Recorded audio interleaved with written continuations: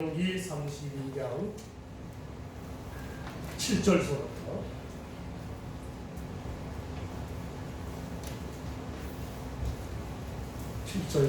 12절까지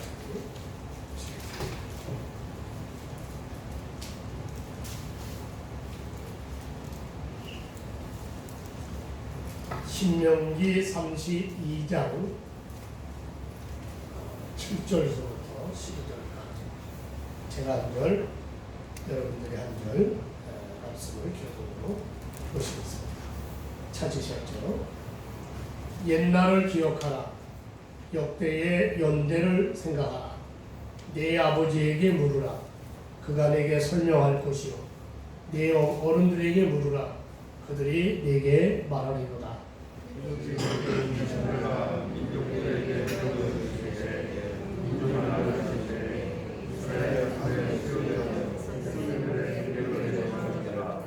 여호와의 분깃은 자기 백성이라. 야곱은 그가 택하신 기업이로다. 여호와께서 그를 황무지에서 진실이 이르는 방향에서 만나시고 우리에게 하시며 보호하시며 자기의 눈동자같이 지키셨다. 마치 독수리가 자기의 보금자리를 어지럽게 하며 자기의 새끼 위에 너풀거리며 그의 날개를 펴서 새끼를 받으며 그의 날개 위에 그것을 얻는 것 같이 여호와께서 홀로 그를 인도하셔서 그와 함께하게 하시니 없었다. 아멘.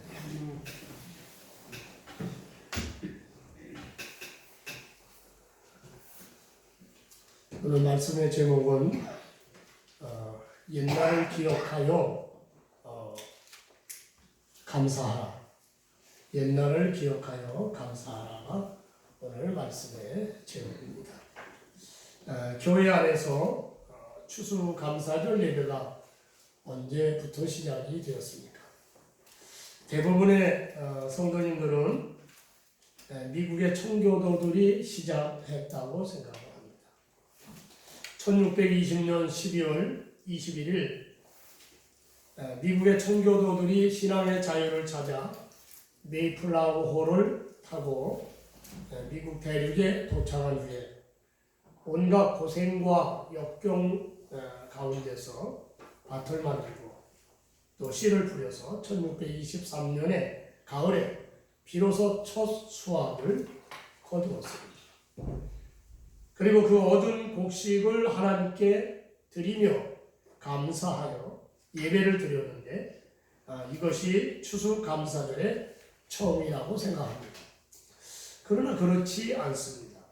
교회사에 보면 이미 스위스 개혁파 교회에서는 매월 9월에 추수감사절이 있었고요. 지켰고 독일 복음주의 교회에서도 매년 9월 29일 지난 주일이면 추수감사절로 지켰습니다.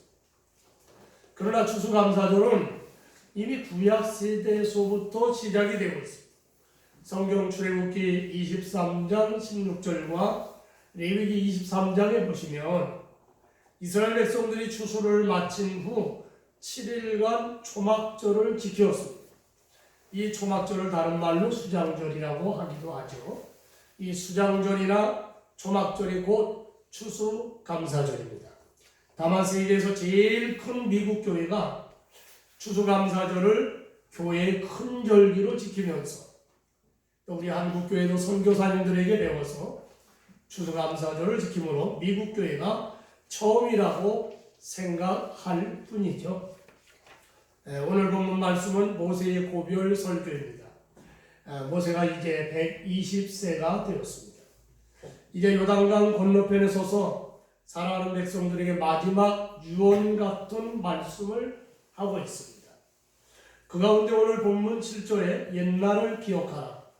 역대의 연대를 생각하라 라고 말씀을 합니다. 이 말씀은 과거를 돌아보라. 하나님께서 어떻게 섭리하셨는지 지난 삶을 돌아보라. 하나님이 어떻게 함께 하셨는지를 생각하라. 그런 말씀입니다. 그러므로 우리는 지난 과거를 생각하고 짧게는 지난 1년을 돌아보시면서 하나님께서 주신 은혜를 기억하고 감사해야 하는 것입니다. 그러면 우리가 기억하고 감사할 것은 무엇일까요? 세 가지로 한번 생각을 본문을 통해서 생각합니다. 첫째는 하나님의 은혜를 기억하고 감사하라는 겁니다. 하나님의 은혜를 기억하고 감사해야 합니다. 오늘 이스라엘의 지도자 모세는 이제 곧 이스라엘이 가나안 땅에 들어가기 직전에 지금 그런 겁니다. 가나안 땅에 들어가면 하나님께서 복을 주셔서 크게 부유해져서 배부르게 되고 평안히 살게 되면 하나님의 은혜를 잃어버리기 쉽게 된다라고 경고합니다. 그러므로 애국에서 탈출해 나올 때부터 기적적으로 홍해바다를 건너고 또 만나를 주셔서 먹여주시고 또 반석에서 생수를 터뜨려 마시게 하시고 낮에는 구름기둥으로 밤에는 불기둥으로 인도해 주신 하나님의 은혜를 잊어버리지 말고 꼭 기억해야 한다고 말씀을 했습니다. 사실 애국에서 가나안까지는 짧게는 10여 일이면 들어갑니다. 길면 20여 일이면 들어갈 수 있는 땅입니다. 그러나 40년이나 광야에서 고생을 하다가 들어가게 하신 것은 살아계신 하나님의 은혜를 체험하고 하나님의 축복을 축복으로 깨닫게 하기 위해서였습니다.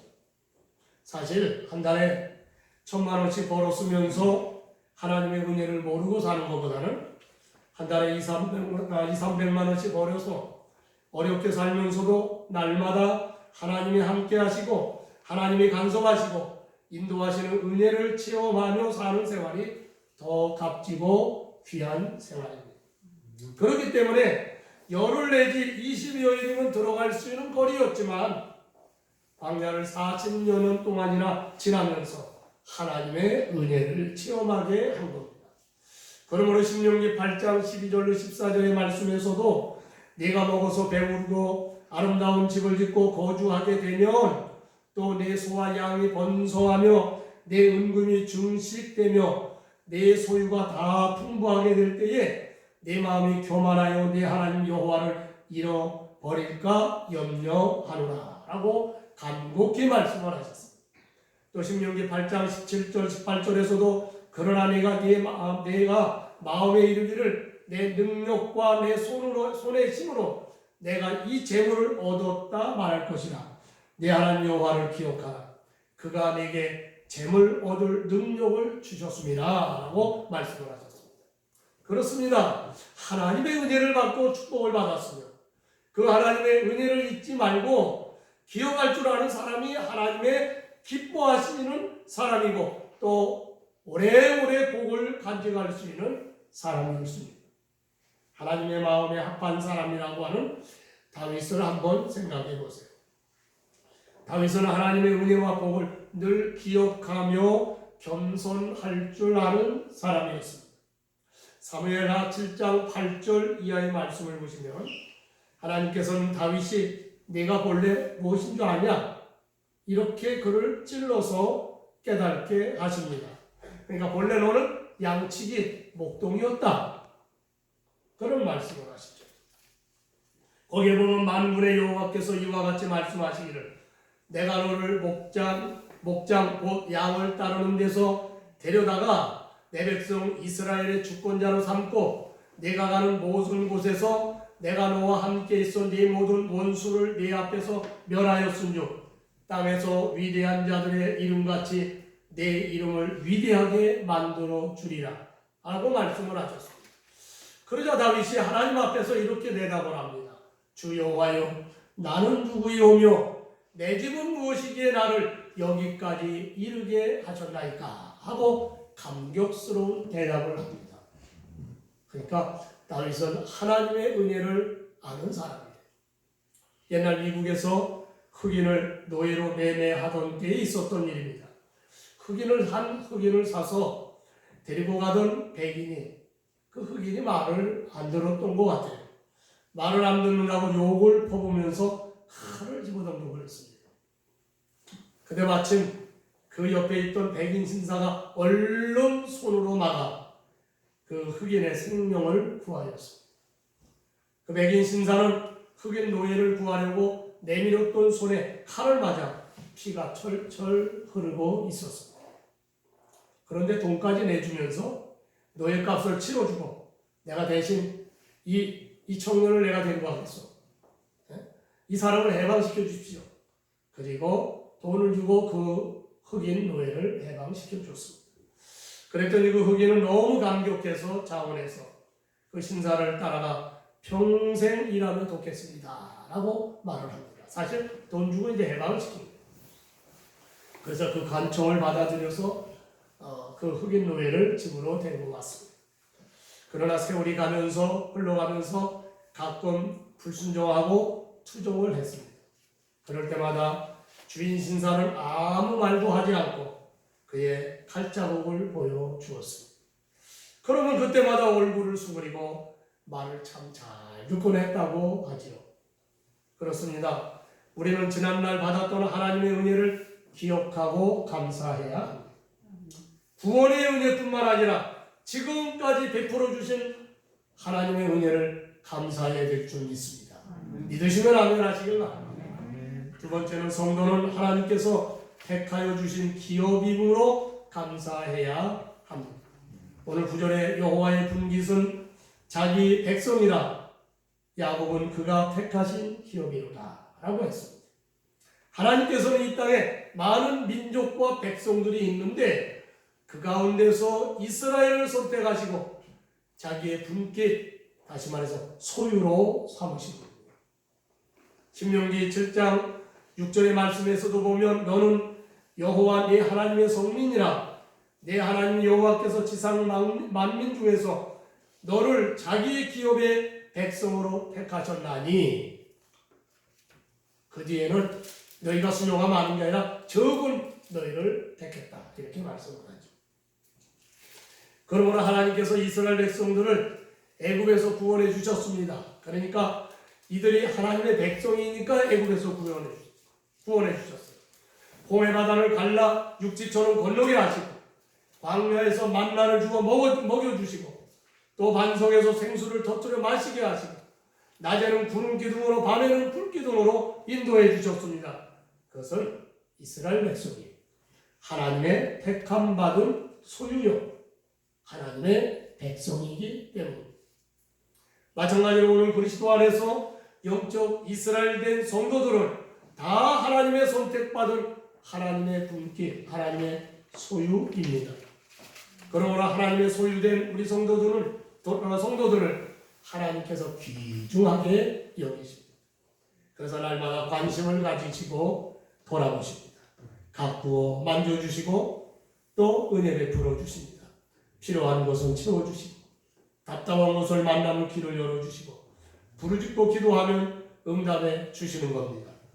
낮에는 구름 기둥으로 밤에는 불 기둥으로 인도해 주시는 겁니다. 그것은 왜 그렇습니까? 그것은 다 우리가 하나님의 택함 받은 소유요 하나님의 자녀이기 때문입니다. 특히 9절 하반절 말씀에서 보면은 야곱은 그가 택하신 기업이로다 라고 말씀을 했습니다. 여기서 하나님은 지금까지 이스라엘 그러다가 이스라엘이라는 말을 쏙 빼버리시고 야곱이라고 하죠. 왜 야곱이라는 말을 사용하셨을까요? 그 무슨 이유로 야곱이라고 말씀했을까요? 먼저 한번 우리가 야곱을 살펴보세요. 야곱이 누굽니까? 야곱이라는 이름을 뜻을 보면 속이는 자라는 뜻입니다. 야곱, 속이는 자. 야곱은 그의 이름처럼 간사하게 속이는 자로서 살았습니다. 속이는 자로 살았어요. 언제까지? 야곱에서 이스라엘로 이름을 바꿀 때까지 그렇게 살았어요. 창세기 25장 27절로 34절의 말씀을 보면 여러분들 잘 아는 얘기입니다. 야곱이 맛있게 보이는 팥죽을 아주 끓이고 있었어요. 그때 마침 자기의 형 에서가 사냥을 하고 돌아왔어요. 그러니 얼마나 피곤하겠어요. 얼마나 또 배가 고프겠어요. 그래서 야, 내가 피곤하고 배고프다. 야, 얼른 그 팥죽 한 그릇만 다오.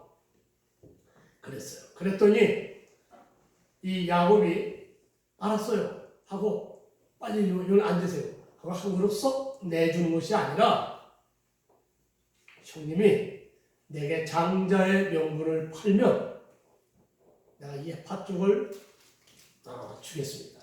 이렇게 나옵니다. 장자의 명분을 달라. 명분을 팔라는 거예요. 그래서 에서가 그까짓 그 장자가 참 중요하냐 하고 소홀히 여기고 그래 내가 팔마 팥죽 한 그릇 달라. 그리고 팥죽 한 그릇을 먹고 장자의 명분을 팔았으며 양을 샀어요. 또 창세기 27장 1절로 29절에 보면 나이가 많아 늙고 앞을 잘 못 보시는 아버지 이삭이 장남인 에서에게 내가 이제 늙어 어느 날 죽을는지 알지 못하니 너는 사냥을 해서 별미를 만들어 내게 먹게 하라. 그러면 내가 마음껏 먹고 내게 축복하리라.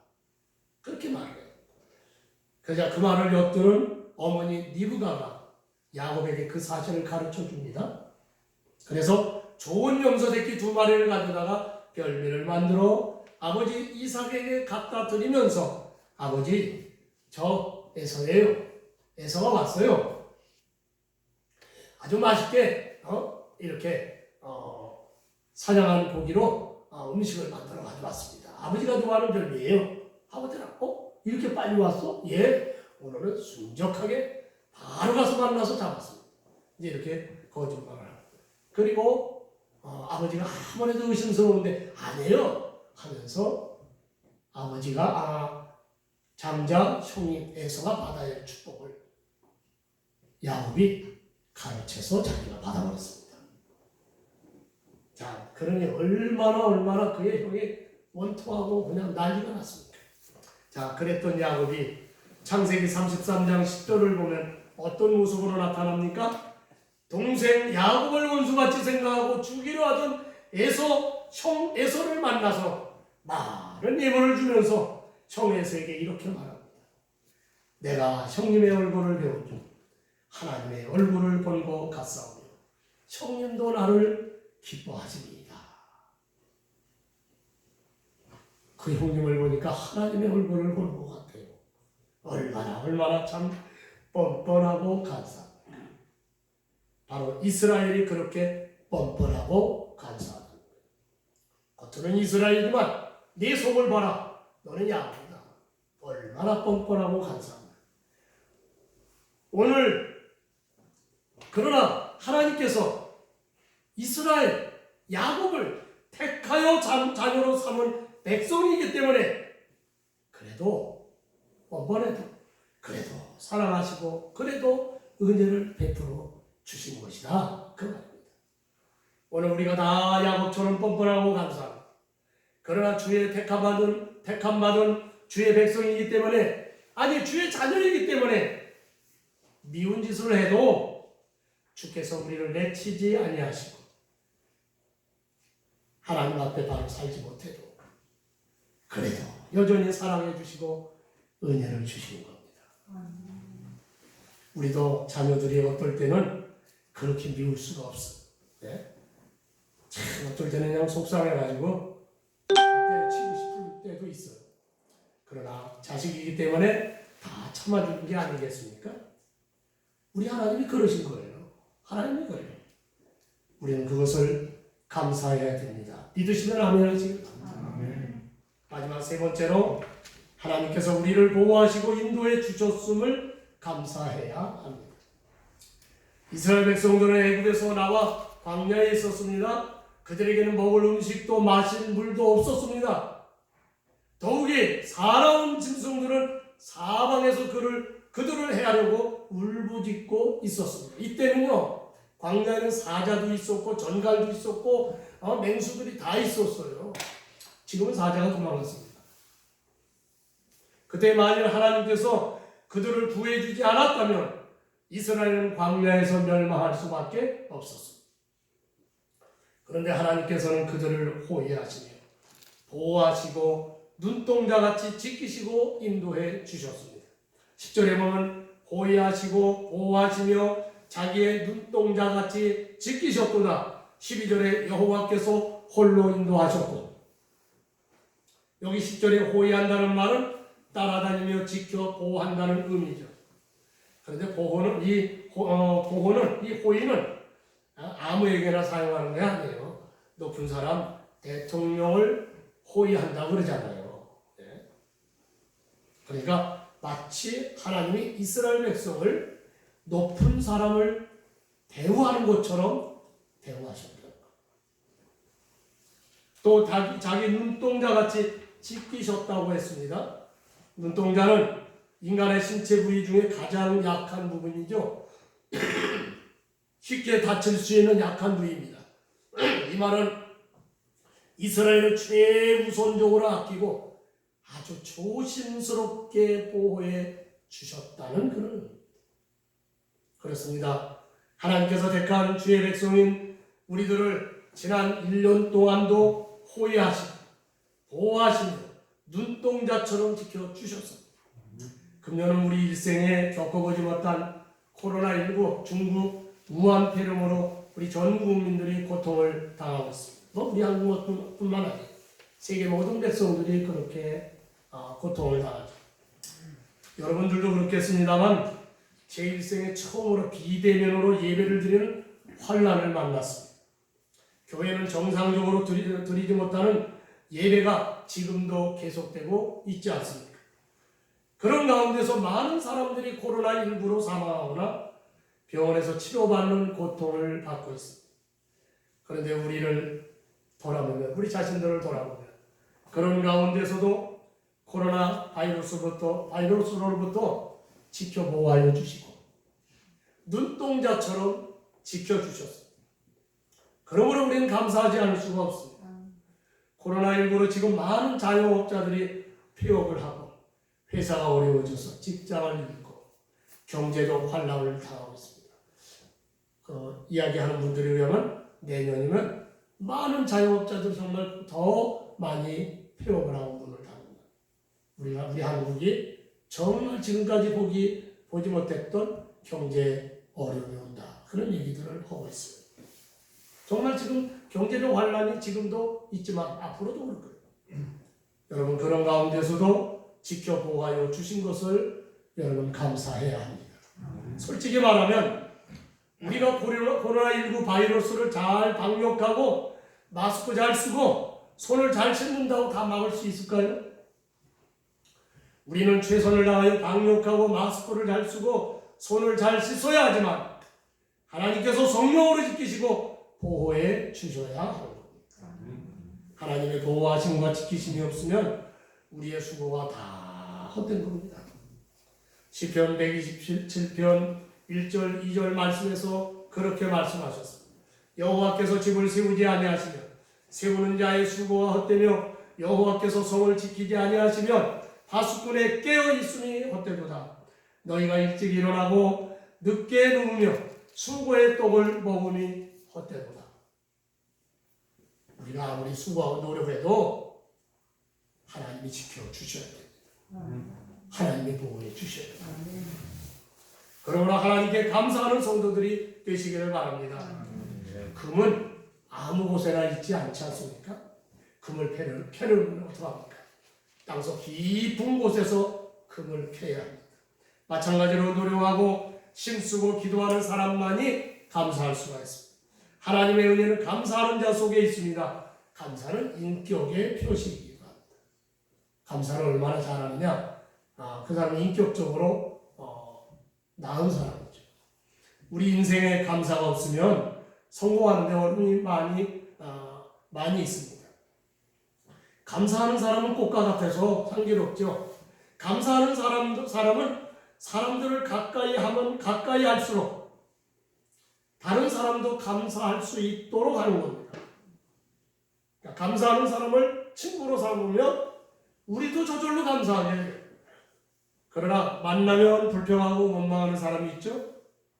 이 사람은요 다른 사람까지 불평과 원망의 사람으로 만들어요. 이 사람을 만나면 같이 마음이 우울해지고 말입니다. 마음이 말이 이상해지고. 그래서 늘 긍정적인 사람, 감사의 사람을 가까이 해야 돼요. 우리 삶에 여러분 그런 사람들을 가까이 살아야 돼요. 감사를 잘하는 사람을 여러분 친구로 삼으시길 바랍니다. 특히 우리 기독교의 특징은 뭐냐?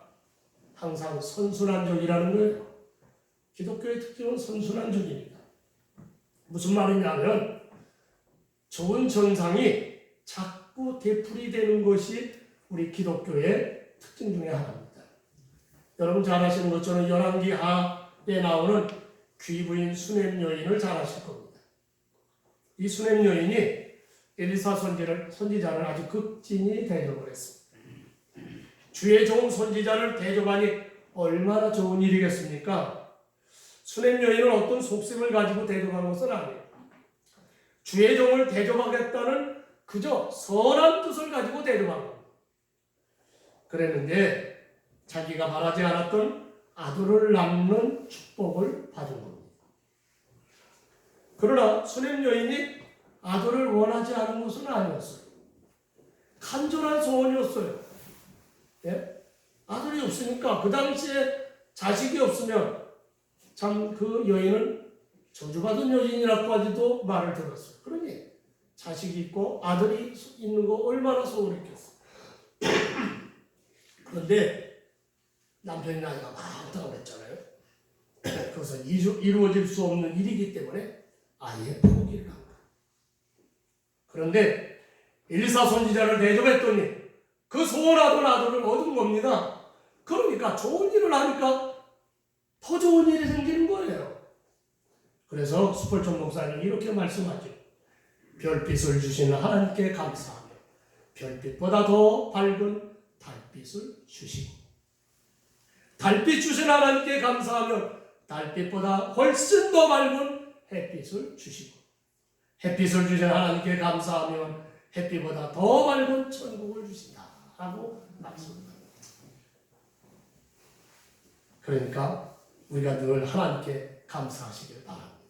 그러면 하나님은 더 감사할 일을 우리에게 주시는 거예요.